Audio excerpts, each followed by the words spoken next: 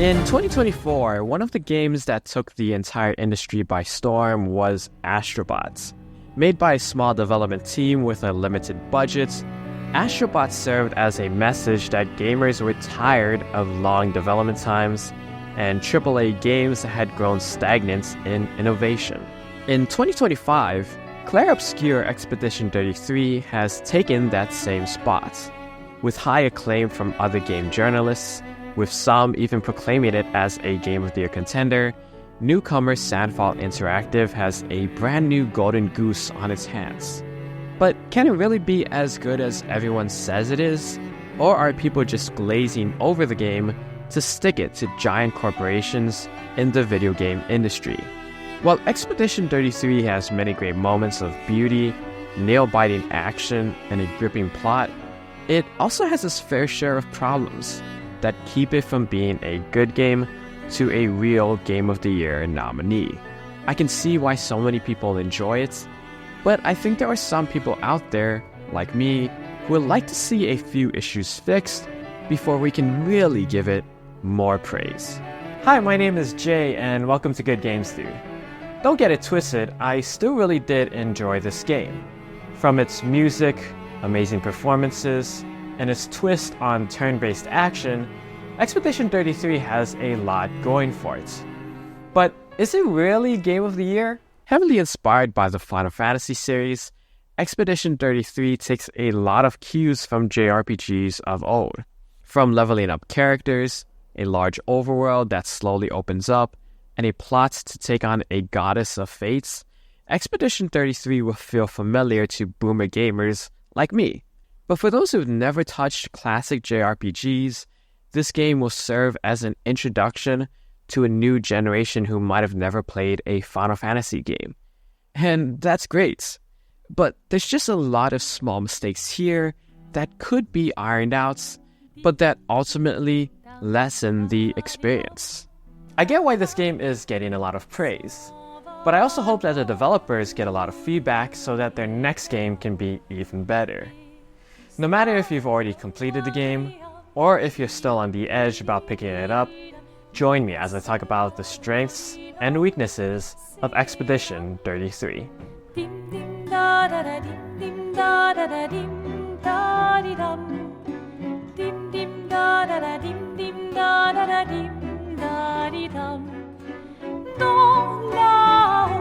The best part about this game is its characters. With a cast of strong actors like Charlie Cox from Daredevil, Ben Starr from Final Fantasy XVI, and Jennifer English from Baldur's Gate 3, these actors all help to make these individuals highly relatable and convincing in their desperation. I didn't take you for a coward. I'm not a coward. You swore the oath.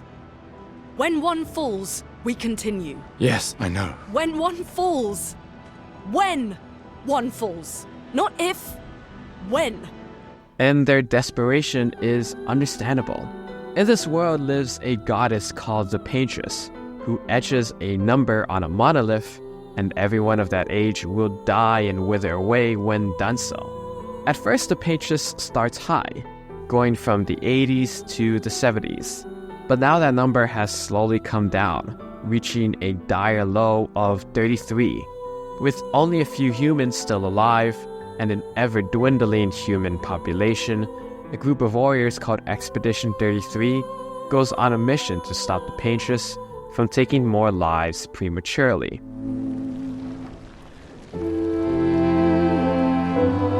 The premise of Expedition 33 is extremely strong. The player instantly understands how and why these characters are doing what they're doing. They're fighting to ensure that their children and their children's children can live and see a future. My issue is that the world is so weird and abstract, yet the game never really takes the time to explain anything. To hilariously quote Family Guy, it insists upon itself. How are some characters able to fly around but some aren't? The game doesn't say so. Why are there faces on these rock walls? Your guess is as good as mine. Why is there a giant floating balloon that barfs out wine? Nope. Stop asking questions. In other games, I'd be able to accept these things for what they are and just move on. But it's tough to do that here because it's obvious that this game takes place in our world and on our planets. It's not high fantasy like Lord of the Rings or Star Wars, where events take place in a far-off or mythical world, completely separate from Mars, and where I'm willing to believe anything. Here, it's kind of hard to suspend my disbelief when the game prominently features the Eiffel Tower and Ferris wheels, remnants of our real world, alongside talking paintbrushes. Is that a gestural? Stop that, you big hairy brush face. The other aspect of the 30-plus hour campaign is that while the story has multiple twists and turns, with one that completely caught me off guard, most of the other twists I could see coming. While I may not have gotten all the details right in my head, if you're paying attention, you can tell just from the overall pacing of the game and the not-so-subtle clues when the twists would occur and with whom. While this might seem like a lot of criticism, I'll still give credit where it's due. It at least does have many role-playing elements, like stat distribution, leveling up abilities, and weapons and outfits that are fun to tinker with.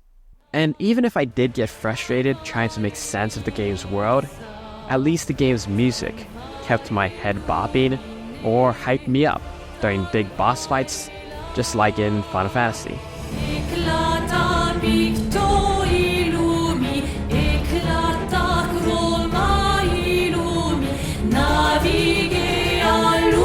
The other talking point when discussing this game is its turn-based combat.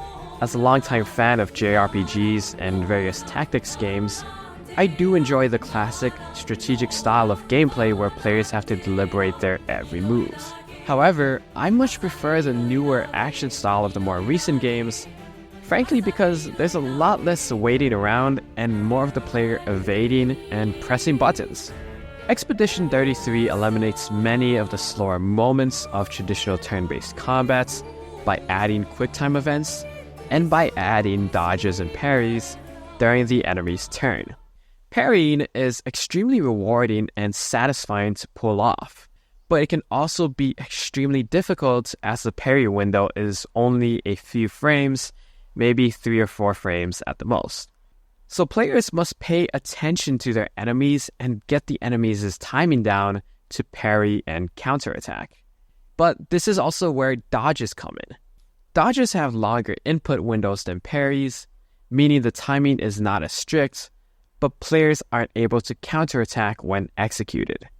However, dodges are a great way to learn the moves of opponents and get used to their patterns due to the much more lenient input window. Even though these defensive mechanics can be hard to pull off when successfully done so, they can easily lead to big pop-off moments where players do massive amounts of damage to overcome tough enemies.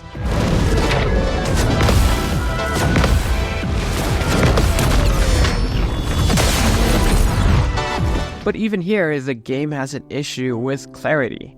Enemies' moves and projectiles will oftentimes be blocked by other characters, feature backgrounds too dark to see, and or there will be too many particle effects on screen, making it hard to make out what's going on. Clarity is super important in a game like this, which demands that you pay attention to every frame, and it will punish you if you're not doing so. But it's frustrating when the game can be unfair and put you in a situation where you just can't see.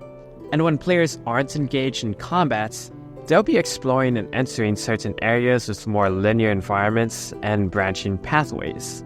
Again, it harkens back to games like Dragon Quest and Chrono Trigger, but I really wish this game would give you a map in these scenarios. Expedition 33 does give the player a map when exploring the larger overworld, but I'm really surprised the game doesn't do so in the smaller levels, especially when the older games that inspired it did.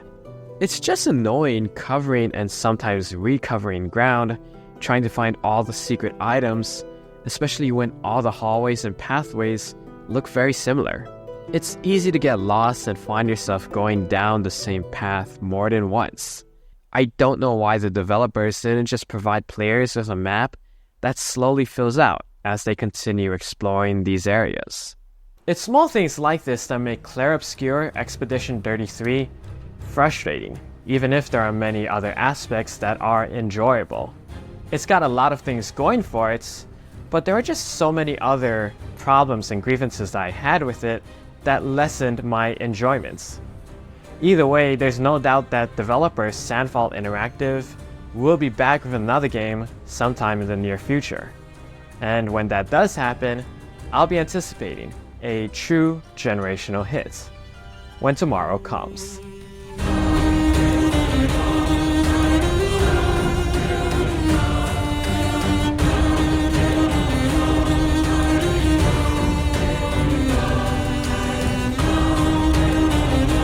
I sincerely don't want to yuck anyone's yum, as I do enjoy seeing other people enjoy this game.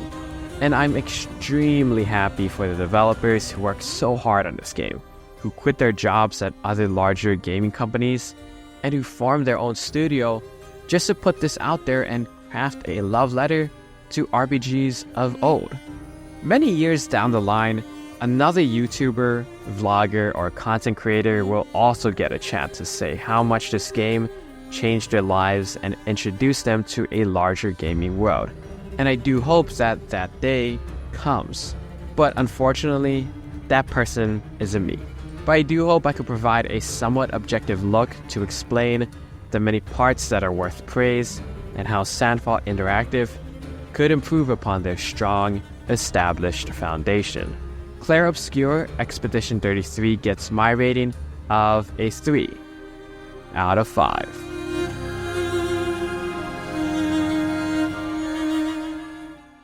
Thank you so much for watching.